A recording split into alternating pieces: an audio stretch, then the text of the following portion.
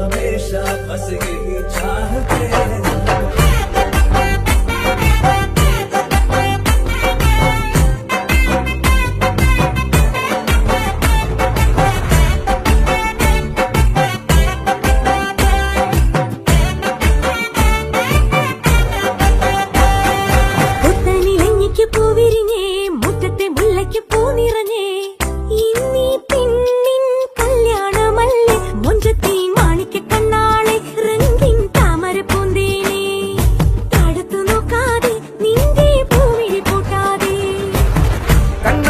കവിളിലെ മാതളപ്പൂ ചോദിക്കാൻ മൈലാഞ്ചി തൊപ്പിലിന്ന മാരൻ വന്നു തേനാടെ